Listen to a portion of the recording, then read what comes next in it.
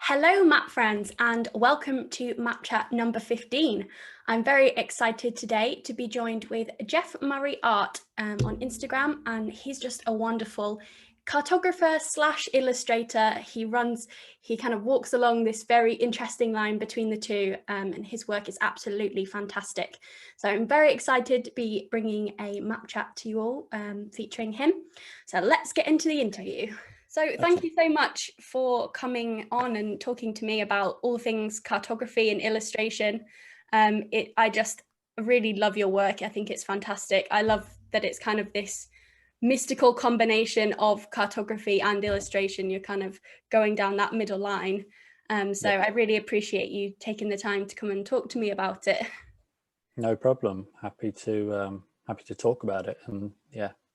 So It's my passion. Yeah, well, I mean, you're absolutely fantastic at it. How did you kind of get started with cartography and illustration? Do you have any formal art background? Have you always kind of been drawing since you were young? Yeah, so I've been drawing since a young boy. Art was always my favorite subject at school, and particularly the medium of pen was something that I realized that was what I really enjoyed or preferred, should we say, when at school. And then I just almost in my way perfected my style within that. And I've always loved architecture, landscapes and things, so I incorporated that into my art when I was quite young. But the sort of the maps and the cartography side of things, if anything, that came about and was inspired from travels. So I was living in New Zealand back in 2011 through to 2013, and I was doing lots of sort of nature inspired works when I was out there. And that's where I first started selling my works professionally. So I've got a big love to New Zealand for that reason. Big respect. Love to go to New Zealand. It's a great place. If you friend out there, if you ever get a chance, you should go. It's stunning. It's a beautiful country. But my work was much more nature inspired, a bit like the piece you can see behind me over there. That's more of a nature inspired sort of country, continent, or if anything, more of a piece of art. And while I was out there, a few people suggested, oh, you should draw New Zealand in your like tree foliage style shape of it. And I thought, yeah, that'd be quite cool. And so I did it almost like a year anniversary to me successfully selling my works out there. And at the time that became then like a really popular print seller. It was an image of New Zealand made out of in like a map tree with a few little highlights sort of raised within it to sort of signify certain areas and locations and typography of landscape, animal locations, foods, music, things like that. And I just thought, okay, this is fun. I want to keep doing this. So from that point through till sort of the end of 2014, I continued to make quite a few more in that same style, similar to the one behind. Yeah. And it then got to 2015, and I was at this point I was doing all the countries and continents, and then it got to Europe, and I thought, well, Europe's not really iconic for its nature in terms of don't get me wrong, there's a lot of natural places that are stunning, but in terms of animals and foliage and things, it maybe wasn't quite as exciting. Exactly, it wasn't exotic, and it wasn't as exciting to do in the same style as like Africa or South America, which have got lots of, you know, crazy, amazing wildlife. But Europe obviously has got an amazing culture and its history and its architecture. So I kind of visualized what happens if I just drew Europe as like one big like city, like one big map city, like going with the curvature of the earth. Would that work? So I almost did it as a bit of a guinea pig, just to see, like, let's just test the water with this one. And I hadn't drawn architecture at that point for a very long time. It'd been this sort of nature style. You know, I'm talking like years and years. So I thought, right, let's just go back into the cities and cityscapes. And I did it. And then that became like a new thing. And people were like, okay, we really like this, because it became then more than just a piece of art. It became a map. And it became like people can literally point at them and go, oh, I'm from there. Yeah, more we lived there. We went there on holiday. Exactly. It becomes relatable. So from the Europe piece, which I did in the summer of 2015, I then just expanded and have continued on. And yeah, it's become this sort of love of maps, love of travel, I love perspectives from above. So anything, it's that almost, if you picture yourself in a plane looking down over somewhere where you fly, and that's the idea. It's that view of seeing everything from above. It's always fascinated me. Yeah, absolutely. How did you come to learn how to draw kind of perspective from the top? Because that's quite difficult with buildings and stuff, the way that you've kind of managed to create this actual curvature in your drawings. That's quite difficult and impressive. How did you Yeah, learn how to? that's, I'll be honest, that's just something that I've kind of gone with, like practice makes perfect. Like some of my previous pieces, like I can look at them and go, you know, I could have maybe worked on that a bit better at the time, or if I were to do that now, I definitely would be able to perfect the style. But it's with the curvature effect, so you've not only got things in the foreground that are going to be larger and bigger, and then things further towards the horizon going to be smaller, but also because of the curvature effect, things in the foreground are more of a bird's eye Yeah, view looking down upon them, and then as they get towards the horizon they become more horizontal. But also because of the curvature, you know, bending over, I just have to work out, and I usually make a center point, sort of like a focal center point, and roughly just say like any tall buildings are going to go this. I mean, the piece over here, for instance, of the Middle East. So yeah, like one of the main tall buildings is the Burj Khalifa in Dubai, yeah, and I knew because that's going to be fairly in the foreground, and it's going to be slightly off to that side, it had to be sticking off that way. But then you've got buildings on this side going that way, and it's all sort of, I just almost work it out on each piece, just be like, okay, right, roughly, let's let's just try and get these all in accordance to how they could look if it was based on a curvature effect. And for me, that doing the curvature thing I enjoy most because it gives it a bit more depth and perspective. It makes it yeah. I feel like it's a real living sort of world. Yeah. Yeah, absolutely. And I think it's quite unique as well. I haven't seen a lot of people doing it from that perspective. A lot of people will try to do the kind of like more the isometric Mm. situation, or completely top down, but doing it kind of like this fisheye view almost, is really, it's really Mm. interesting to look at. So yeah, that's really cool.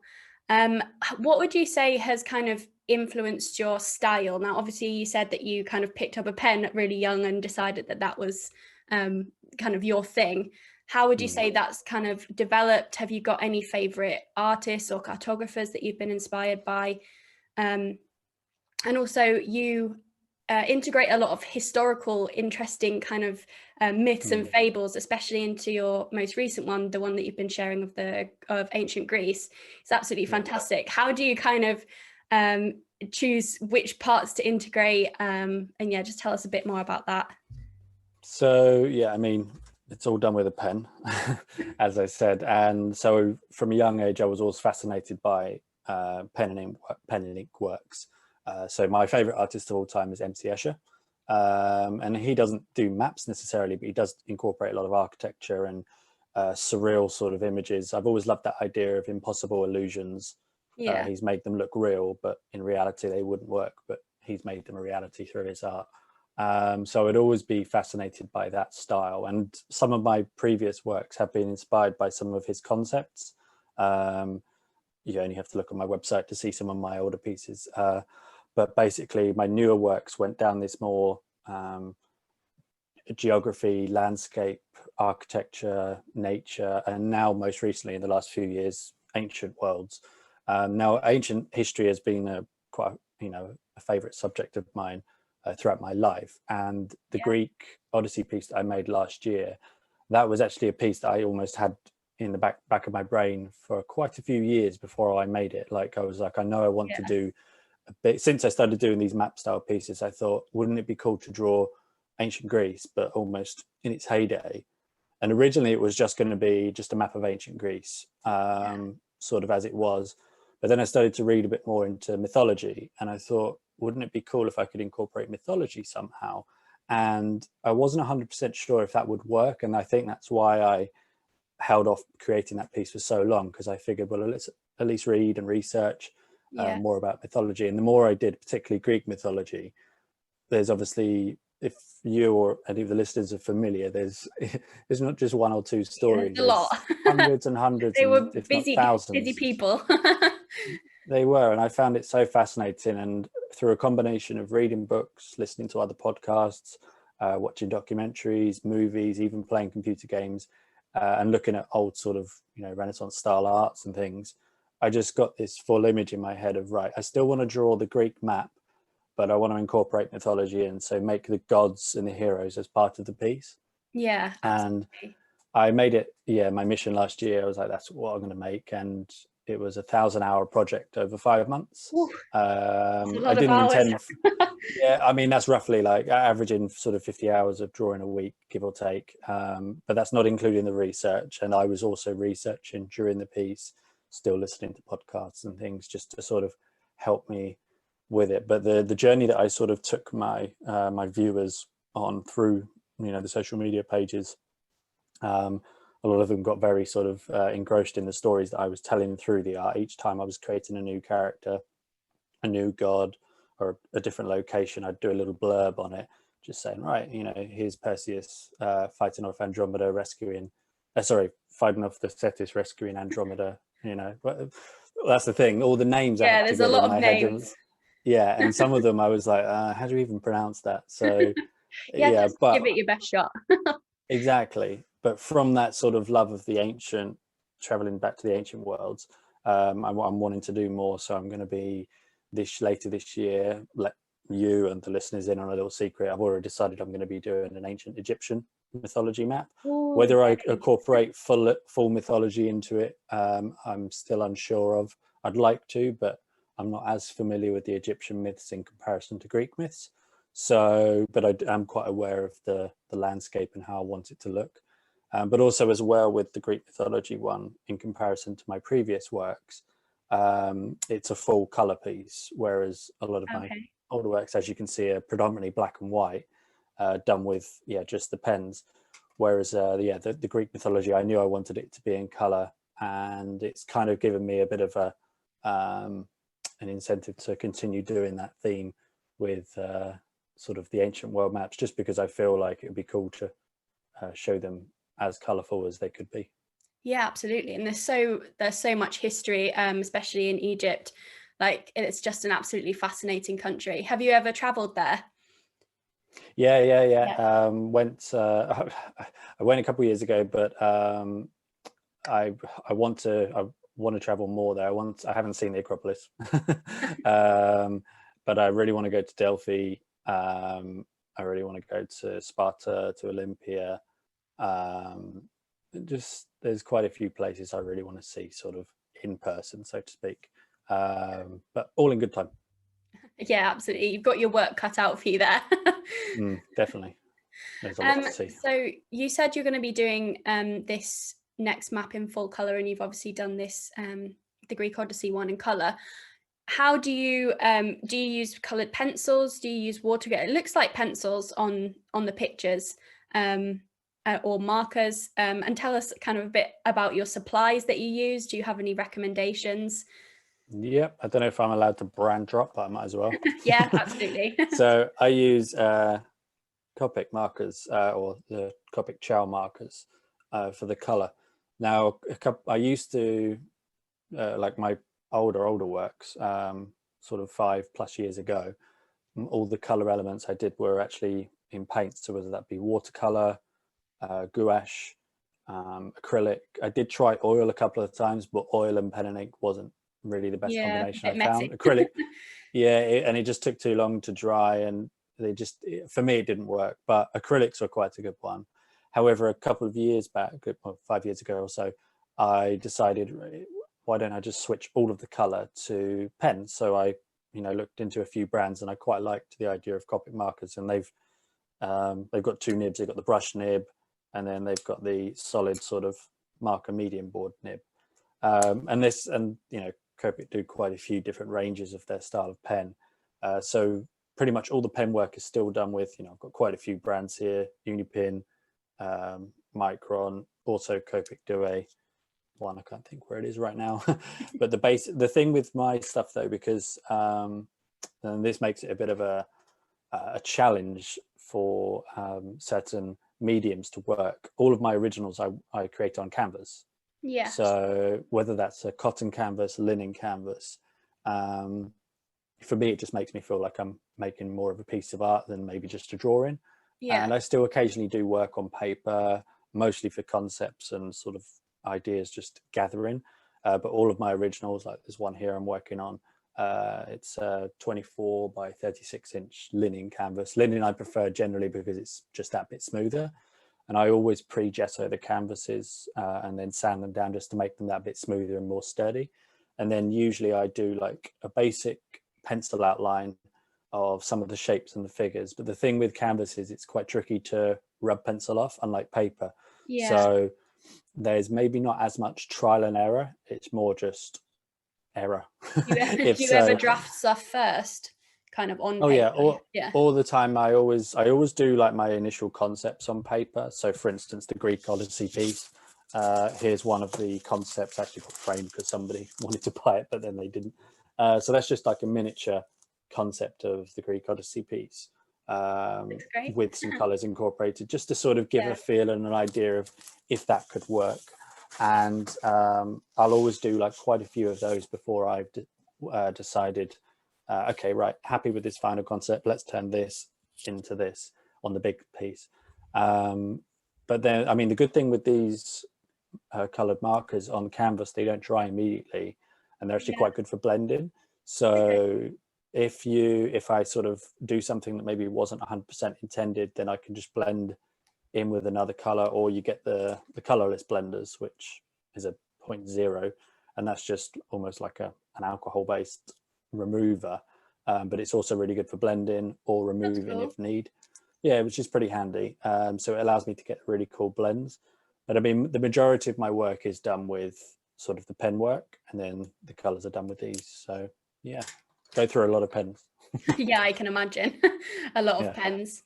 And do you always kind of do the final pieces on really large format, or do you ever do smaller pieces? Sometimes in the past I have done smaller pieces, yes. These days, I think because I enjoy creating the big style maps, it's just more sort of fun for me to just have a huge sort of canvas and then see what I can do. I mean, the Greek Odyssey piece was my largest one. That was 48 inches wide by 36 high, Ooh. 3 by 4 foot, and that's definitely my biggest one. And I want to do pieces as big as that again. The ones that you see behind me there, that one is a 30 by 40 inch canvas. The one I'm working on is a little bit smaller at the moment. And then, for instance, the one, where are we? Up there. That's a smaller sort of A2 size. And I have worked on, yeah, definitely smaller sizes in the past. But these days I tend to go for sort of fairly large. I mean, they're large for sort of pen drawings. Yeah. You know, some artists who do like painting and things, you know, this would be small compared to what they create. But obviously it's all in perspective, right? Yeah, absolutely. And I suppose because you integrate so much detail into your work, having the larger size gives you a bit more scope to do those details, because it would be really hard to do them on a small scale. Yeah, exactly. And like I said, I have done sort of most of my concepts on small paper, and a lot of my previous originals were done on that size, particularly when I was traveling. After New Zealand, I traveled through Asia for about a year and a half, and all I had on me was just an A4, A3 size sketchbook, I think it was. Yeah, even A4. And that was all I got to create my works, really. So I was limited to, you know, just a small little space, but it was still fun to do it. I have considered often just in between the big projects, occasionally doing small ones, but normally I'm sort of excited to get started on the new big project. So I just sort of crack on with that before thinking about making a little mini project in between. Yeah, absolutely. So you obviously your work is all in kind of traditional mediums. Have you ever thought about doing digital work? Has that interested you ever? Is that kind of something you'd be interested in doing? Yes. So, well, funny enough, I very recently, so I've got a piece called The City of the British Isles, which is similar to the country and continent ones. And that's actually one of my most popular prints, you know, from the UK, somewhere out in the UK. And everyone kept asking for years, have you done one of the British Isles or the UK or England or Scotland or Wales Island? And for ages I was like, no, not yet. And then eventually I made it 2 years ago, and it's become my most popular print. However, all of those particular pieces, the city of pieces, as I call them, they're all predominantly black and white. And I've always had people over the years say, would you ever consider doing a colored version of them, or like digitally coloring them, or painting them, or whatever it be?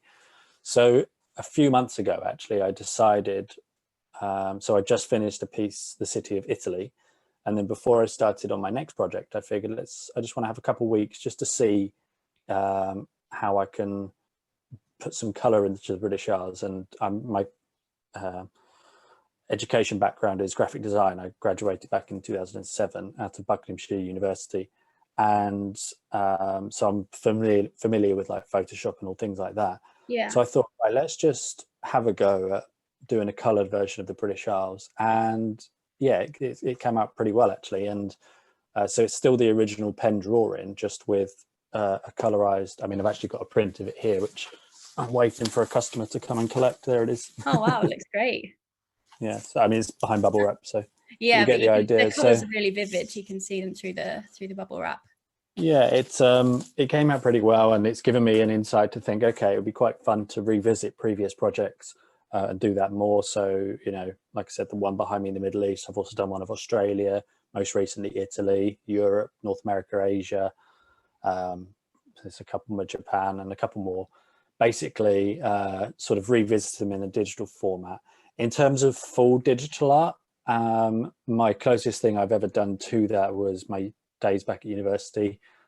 Through graphic design, I occasionally did things that were more digital, but it's not really my my main medium, or the one that I would want to explore. I see a lot of artists creating works on like programs like Procreate, and they do create some amazing stuff. And I've often been very curious, like, should I maybe have a go at it? Should I dabble? But it's, I think, because I've spent so much sort of time and dedication into the work that I do with pen and ink, it would be like learning a whole new trade. And yeah, absolutely. I feel like if I did try, I'd maybe be almost like at the bottom of the pecking order, so to speak. And in terms of doing it professionally, maybe if I get time to do it sort of in my own personal time, but maybe one day, I'll see.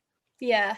No, I think it's really good that you kind of like are sticking to the traditional pen and ink, because so many artists are kind of moving over to the digital sphere, which they are creating these really amazing things. But I don't want traditional stuff to ever kind of get dwarfed by the digital world, because like for me personally, I think art kind of like it's originated from this, you know, people grinding up bugs and stuff and painting with it, and that kind of like connection to art always, I think it's going to continue through the traditional mediums, kind of, for me anyway.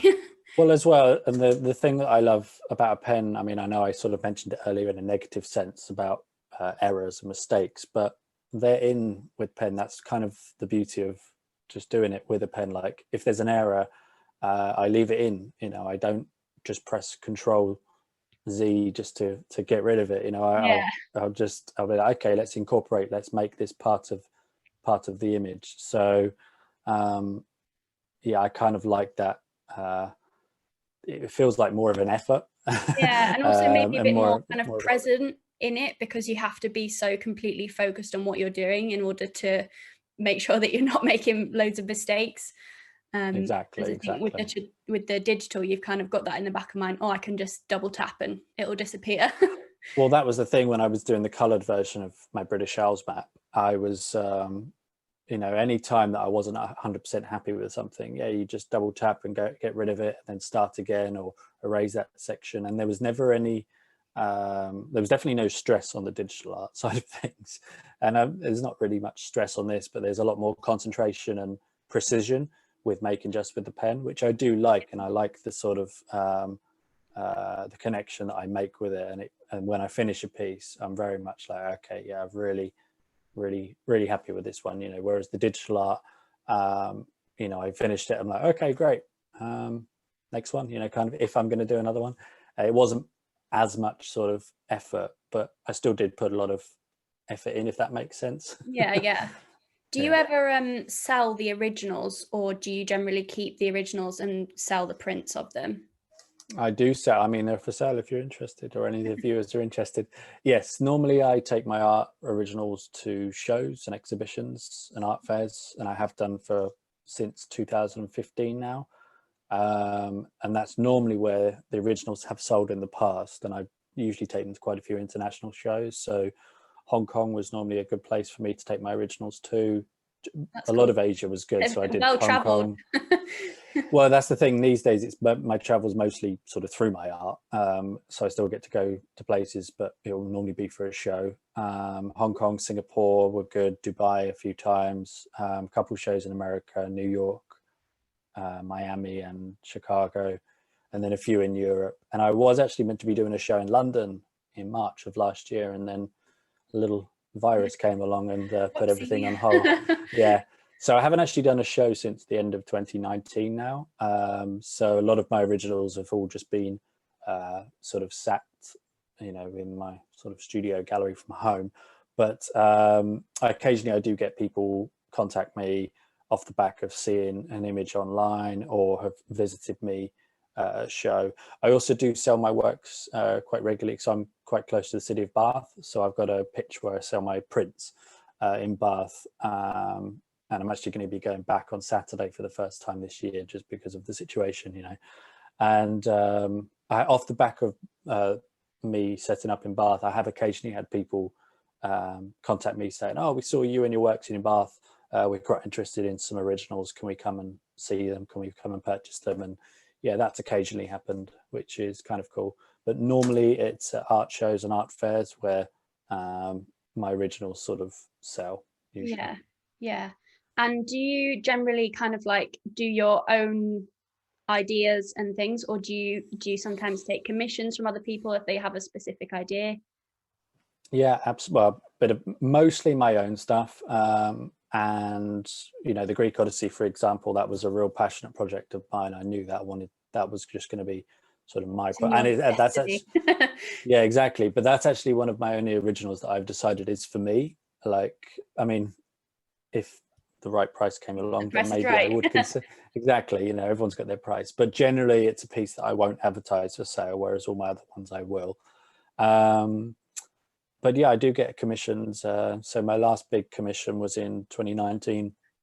I'd just done a show in Hong Kong, and I had a client who had seen my works, who was from New York, and he said, "I really like your globe cities. Have you done one of New York yet?" I was like, "No, not yet, but it's on the list to do." And he said, "Well, can I commission you to draw the original of that now?"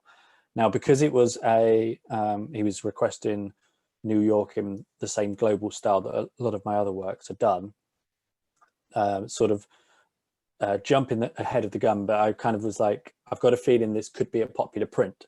So I'll only do it with agreement that I can make prints as well, because I know people would want a print. Yeah. And that was fine. And that's usually sort of where I go with commissions, depending on what the person is requesting and asking for. If I think it's going to be potentially a popular print and people would want to purchase into it, then I will, I'll do it. And if they're in agreement with that. Occasionally, though, I do get people requesting sort of commissions that, no offense to them, but it's something that I've got a feeling won't be a popular print, maybe because it's more personal. So I'll occasionally get somebody say, "Oh, could you draw my little village in the middle of Gloucestershire or something?" And usually I turn away those projects, not because I'm not interested or I find it boring, but for me, it's maybe not worth sort of going into, because I know I won't be able to do anything more with it other than just give it to them. And I occasionally get people say, "Oh, do you do like family portraits? Would you draw my dog?" And that's not really sort of my style of art. So in the nicest possible way, I turn those people away. But yeah, a lot of commissions I have taken on, pretty much all of them, I do sort of sell prints with, and that's with agreement of the person that's commissioned me. I'm currently in talks with a client actually at the moment, fingers crossed, about doing some work. Actually, I can't really say, but it's hopefully if that goes ahead, I might make some prints off the back of that as well. But yeah, that would be cool if it goes ahead. That's really great. How would you kind of, for people who are kind of starting their own art business, how would you kind of suggest to them kind of going about getting their own commissions? Do you think that it's better to work on your online social media presence, or is being at kind of art fairs and galleries and stuff a lot more important? I mean, these days, online market, I think, is just as important as being there in present. I mean, I started out with a physical presence doing small artisan markets, and I still continue to do them, and then art shows and things.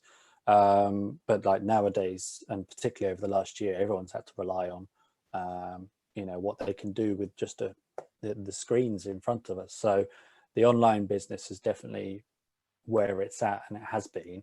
And I notice a lot of artists, like, their profiles will just say, open to commissions, please contact, info, email, whatever it be.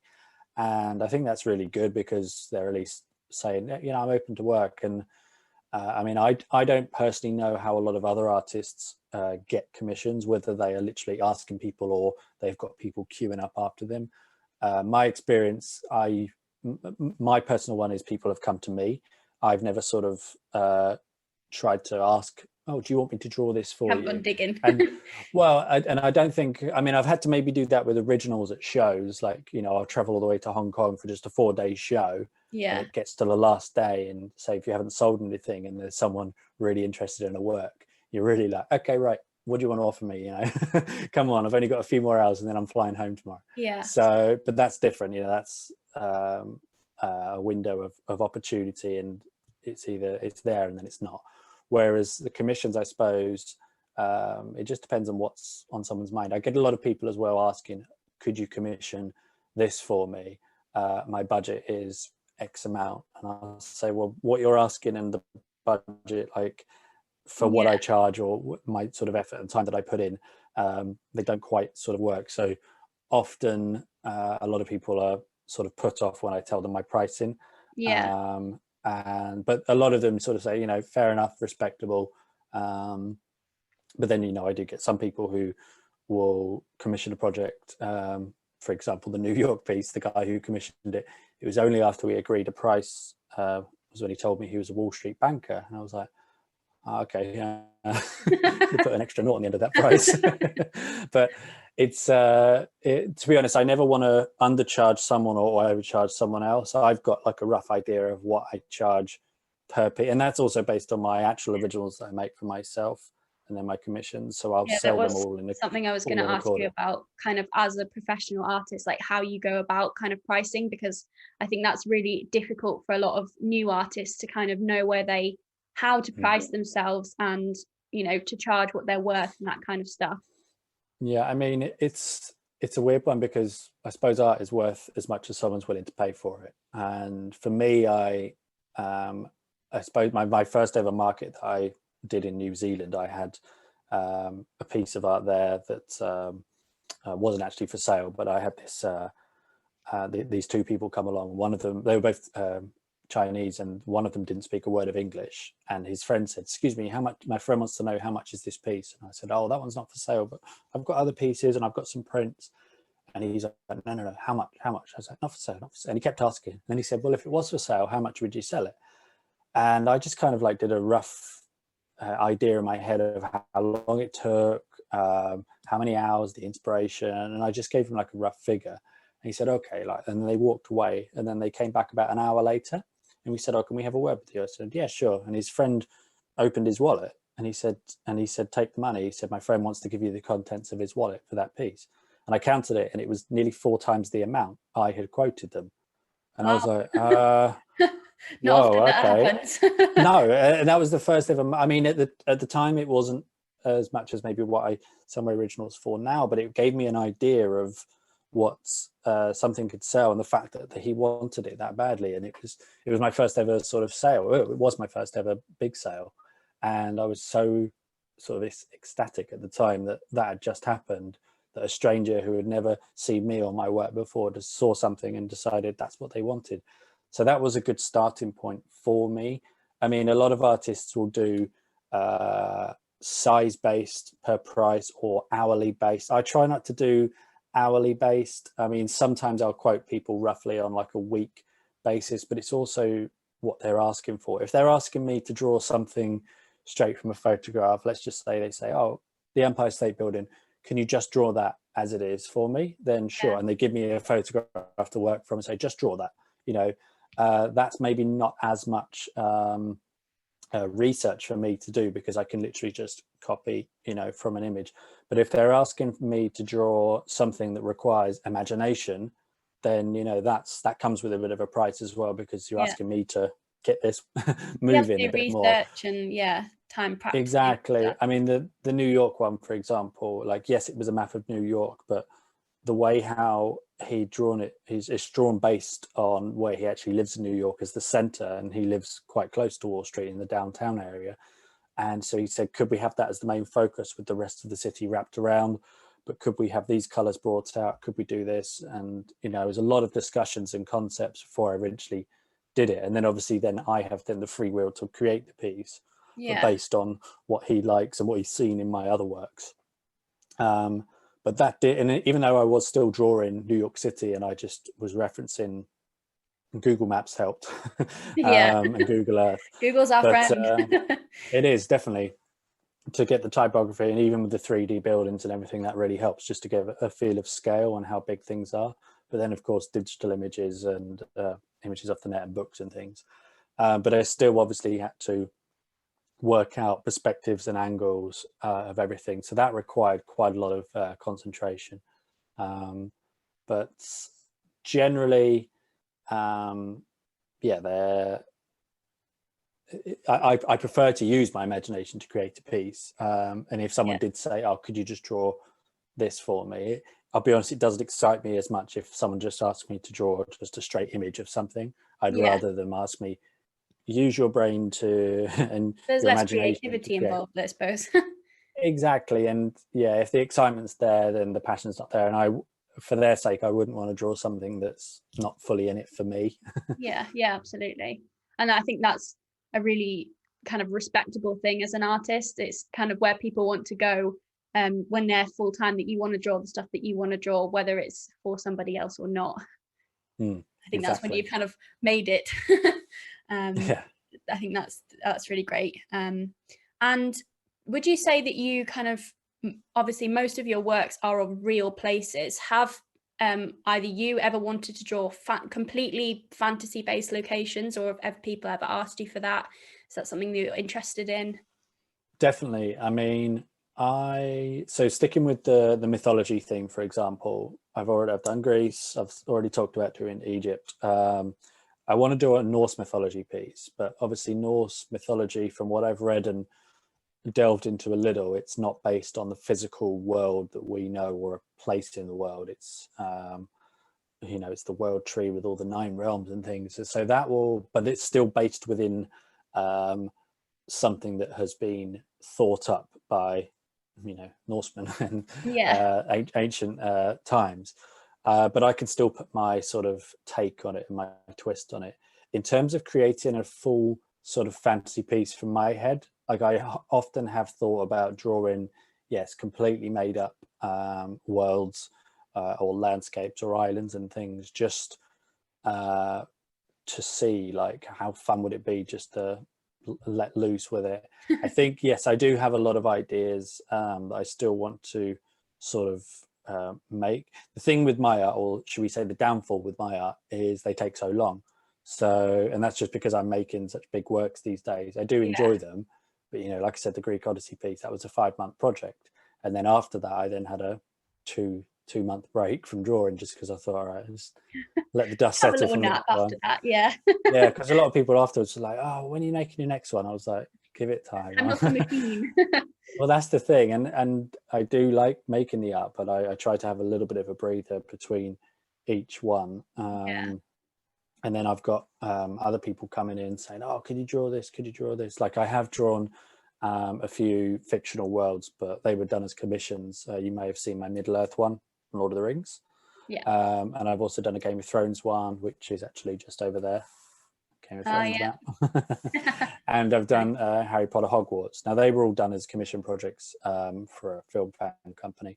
And the same guys have been talking to me about doing the Jurassic Park map and they haven't actually mentioned it, but I've been thinking I'd quite like to do a Star Wars related one at some Oh point. yeah, But Star Wars I is, saw that on your stories. People are like Star Wars.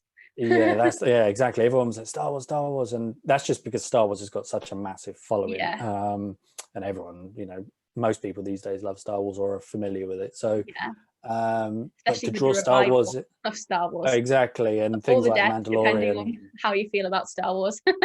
Well, I think the films are definitely, personally, I feel the films need to either just stop for a little bit or do something new. But the TV is definitely where it's at the moment. Like Mandalorian, Yeah, fantastic. I loved it. It just was it was so refreshing. It was Star Wars, but it wasn't.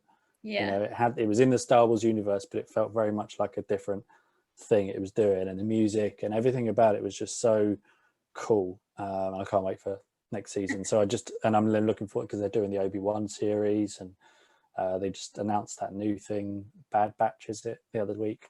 So yeah, they're doing lots of I mean, I'm not a diehard Star Wars fan. I do like it a lot, but yeah, I've always felt it would be a fun thing to explore as like a world. But that's the thing with Star Wars; it's a galaxy, yeah, far, far away.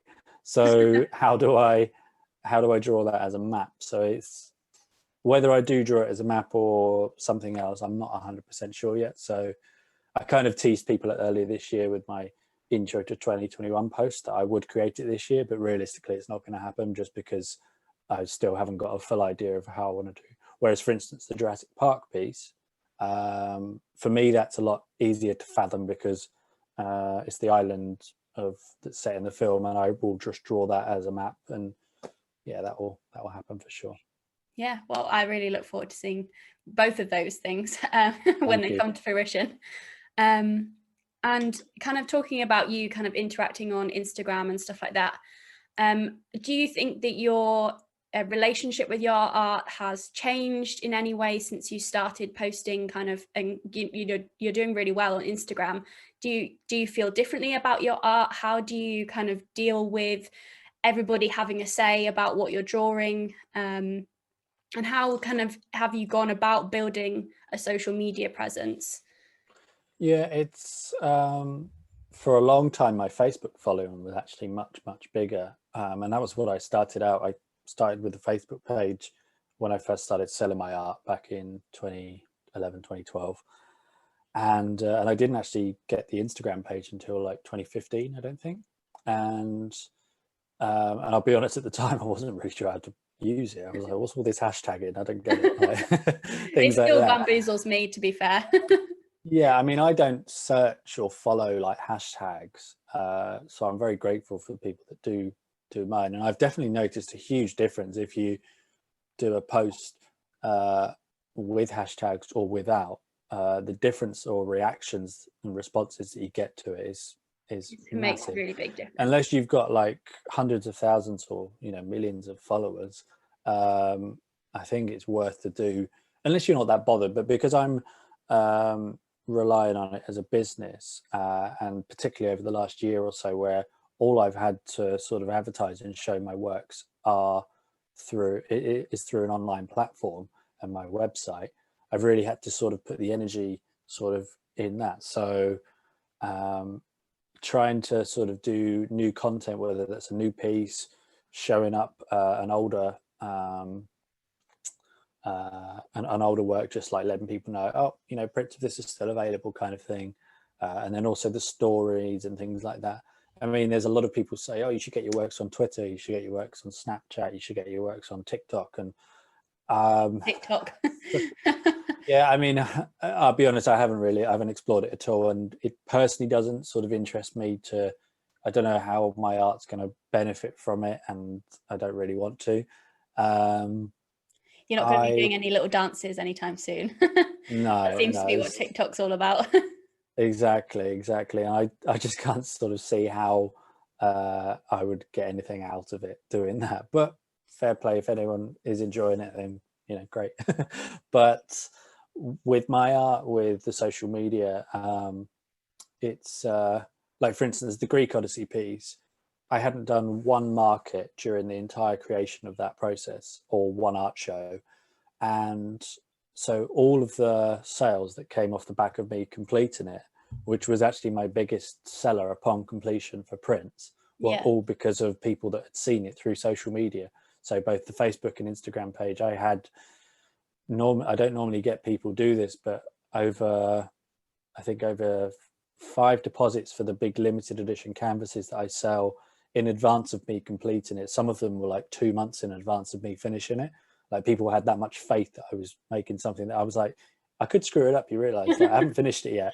They're like, no, we want this. And then people wanted the paper prints as well and things. So that was a huge sort of confidence boost that, wow, I'm doing something right here. Like, people are liking this, people are enjoying it, and they're buying into it. And then when I finished the piece, and then a couple of days, because when I finish a piece, I scan it digitally, and then with that scan, I do color corrections and make sure that it's going to come out looking as close to the original as possible in terms of colors and size and detail and stuff, exactly, and all that sort of stuff, just to make sure the print, and the only way I can guarantee this much detail that comes out as a decent print is through a scan. Photograph, for me personally, doesn't quite cut it. And it does take a bit of it's a timely process to scan a piece this size in. I was about to say, how do you do that? So I'll let you and the listeners in on a secret. I actually do it as like sections on a smaller scanner. So I scan the whole thing in sections, and then on Photoshop, as like a jigsaw puzzle, I piece it all together. But the bigger pieces, and particularly like all the intricate stuff, it takes so long to get it exactly right, because not every scan is going to be like that. Some will need adjusting, or I never stretch or distort them. And if there are any like dots or imperfections on the original, I'll leave that in the print because I want it to be as close as I can. But because I do draw on canvas, it scans all that texture through of the canvas, like all the dots. So I don't want to reprint canvas textures onto a print.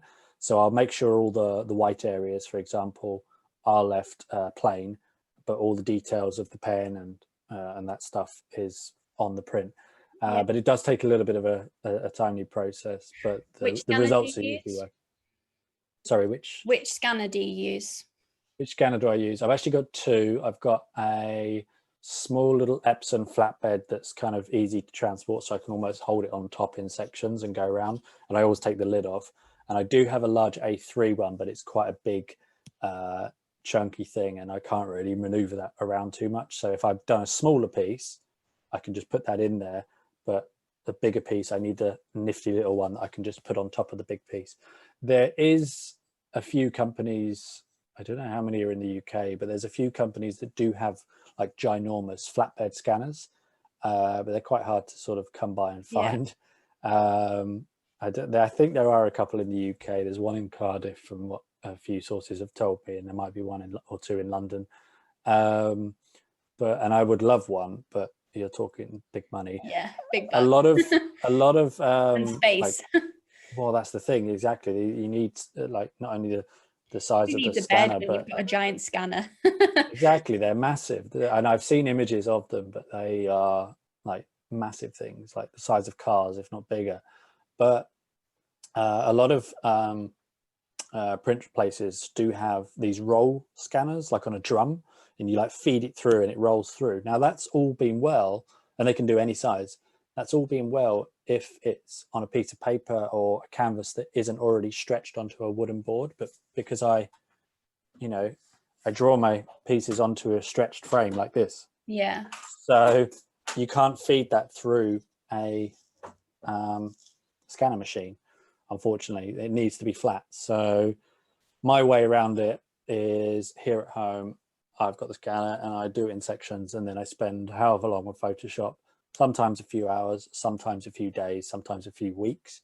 Like the Greek Odyssey piece took nearly a week to edit and get it all right before I was happy with. And that's also, I do a couple of test prints to make sure that it's coming out okay, and the colors and everything, because sometimes how you scan it, and then if you just print from the scan, the colors might come out differently. Do you do your own printing as well?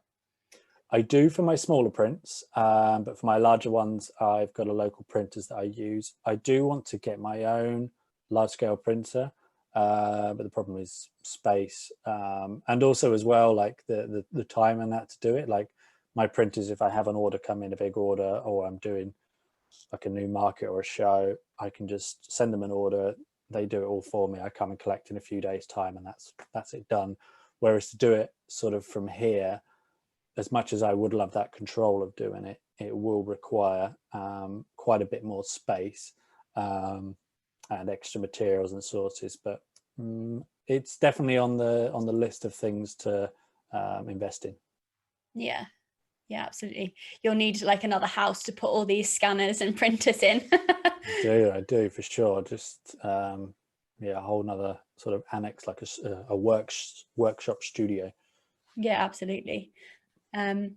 So we're kind of coming towards the end of the interview, but kind of my final question that I usually ask people is, you've mentioned kind of you've got a few maps in the pipeline, but do you have any kind of big future goals for your business? Is there kind of anything that you have, like dream projects that you'd like to do? How do you see your business developing in the future? So I definitely want to continue doing the art shows and exhibitions. I suppose ultimately I would love to have my own gallery sometime. I have looked into sort of spaces. Funnily enough, actually, just before lockdown last year, I was looking at a few available spaces in Bath to hire out a gallery, and I'm so glad I didn't do that at the time, because that would have been a huge investment wasted. But maybe down the line, that's kind of an opportunity I'm looking into. In terms of big dream future projects, definitely continuing on sort of the stuff that I'm working on, the more mythology pieces, all in that way. There is one big dream project I've had sort of on the back burner for quite a few years. Have you ever read or heard of the book Sapiens? Yes, I'm actually reading it currently. Oh, well, there we go. Right. So it's personally one of my favorite books. It's amazing. Blew my so mind. Yeah, so good. And definitely read his other one, Homo Deus. And I've just started his third one, 21 Lessons for the 21st Century. That book, Sapiens, sort of inspired me to create a piece based on the history of humankind, but through an architectural and visual sense. So I've got this idea, and I already know what I want to call it. I'm going to call it the Anthropocene, based on our time as humans, what we've done on this earth since we've been around, basically. And I wanted to show the evolution of man up until now, and maybe even beyond, all as one piece. But Wow. I've got quite an interesting visual of how I want to do it, not just a standard sort of map like I've done. It will still be sort of a map slash cityscape, because I will be incorporating a lot of architecture. I'm probably going to do it in color, just because I feel that's maybe the way that my art is now going. It's people are enjoying the more color elements, and I'm even now putting color back into older pieces, you know, as new releases. So to do a brand new piece in that style will be in color.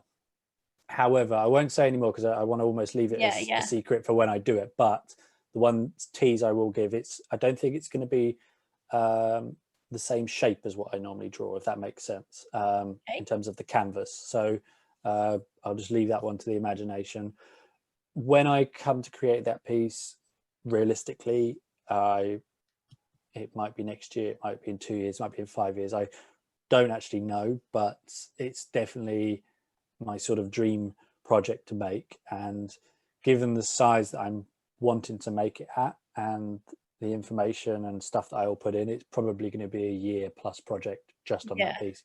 But it will be a fun one to do. So that sounds amazing. Watch this space for it. But yeah, hashtag Anthropocene. We'll make sure to put that down below.